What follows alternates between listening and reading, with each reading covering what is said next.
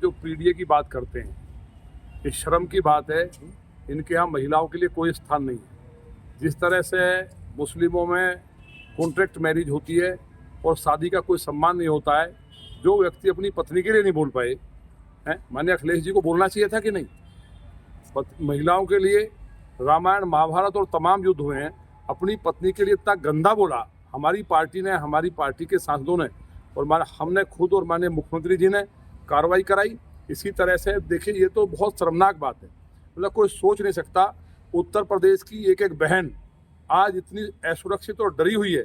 उसको लगता है कि अगर किसी कारण से इन राक्षसों की, जिहादियों की सरकार आई, समाजवादी पार्टी के जो लोग हैं, मैं पहले से कहता हूं, ये आईएसआई के एजेंट हैं, इस पार्टी नहीं है, इनकी मान्यता समाप्त करनी चाहिए।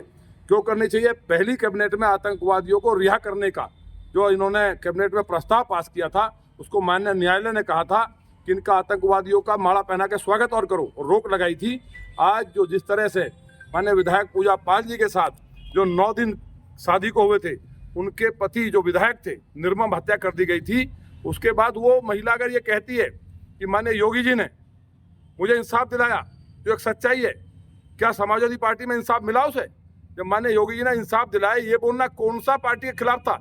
लेकिन केवल किसी अपराधी के खिलाफ, किसी जिहादी के खिलाफ अगर नाम भी ले लिया, तो उसके बाद चाहे वो परिवार की बेटियों का बलात्कार कर दें, चाहे कत्ल करें किसी का, वो लोग बोलेंगे नहीं, क्योंकि उनके लिए सत्ता पहली है। उनके लिए यदुवंशियों का सम्मान पहले नहीं है। उनके लिए किसी पिछड़े समाज की जो हमारी बहन है, मैंने देखा विधानसभा में, वो रो करके बोली, और माननीय योगी जी को इसका कोटि कोटि अभिनंदन होना चाहिए कि उस माफिया को मिट्टी में मिलाया, और एक माफिया नहीं, ऐसे तमाम माफियाओं को मिलाया। तो जो कानून की बात ये कर रहे थे, लॉ एंड ऑर्डर की या डेवलपमेंट की, वो पूरी तरह ध्वस्त हुआ है। और मुझे उम्मीद है कि जो व्यक्ति पीडीए कह करके पिछड़ा, दलित, अल्पसंख्यक बता रहे हैं, क्या ब्राह्मण, क्या वैश्य, क्या यहाँ इस पार्टी में क्षत्रिय, उनके लिए कोई जगह नहीं है? तो जो उस पार्टी में उस समाज के लोग भी हैं, उन लोगों को भी निर्णय करना चाहिए, सोचना चाहिए कि व्यापारी या ब्राह्मण या क्षत्रिय, उन लोगों का जो एक पार्टी अलग करके अपमान कर रही है, ये संविधान का भी अपमान है। बाबा साहब को इन्होंने माफिया बताया।